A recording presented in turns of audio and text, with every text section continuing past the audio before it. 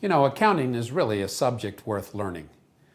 When I was a younger man and going to school, I took an introductory accounting class and decided that maybe accounting was a really good major for me, even though I didn't necessarily want to become an accountant. You see, I'm kind of a type A personality.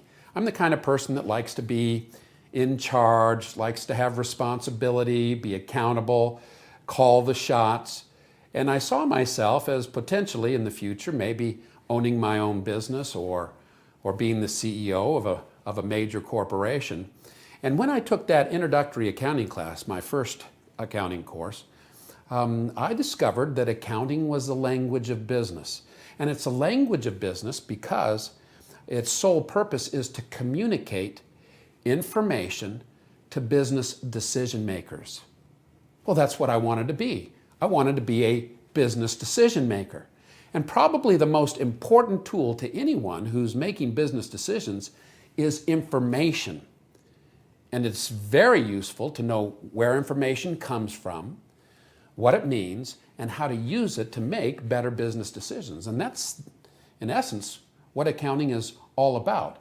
And you know, even if you choose not to go into business, you're going to be forced to make business decisions throughout your life.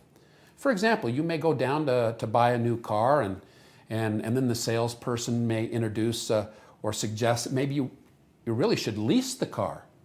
Well, what is a lease?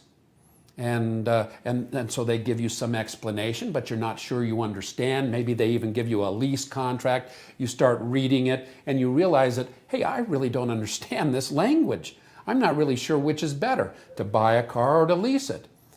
And in that case, you may end up just kind of taking the recommendation of the salesperson, who's probably more interested in getting a big commission than they are in what's best for you. In addition, you're probably going to buy a home at some point in time, and you're going to need financing for that home. So what's it going to be?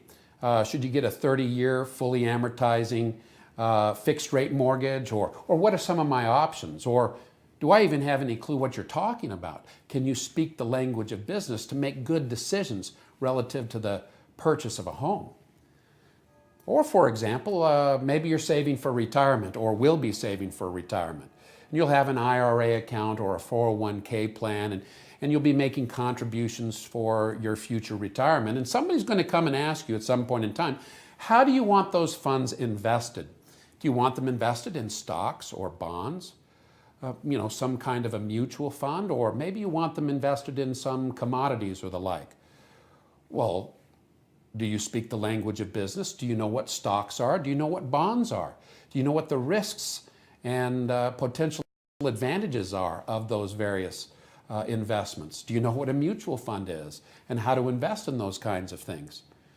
If you don't know those kinds, if you can't speak the basic language of business, well, then you're going to find yourself depending upon the opinions of others. Maybe your money manager, you'll say, well, you just make the decision for me. There's great risk in letting other people make decisions about your financial future. You ought to speak at least a little bit of the language so that you can communicate and participate to some extent in those decisions and monitor their progress. You see, you're going to be making business decisions throughout your life. And you're going to be listening to the news and hearing about corporate profits and other earnings per share and other language. And, you know, will you understand it?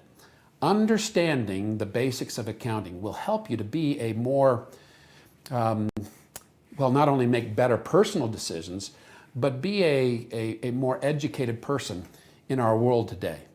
I hope you like this introduction to accounting.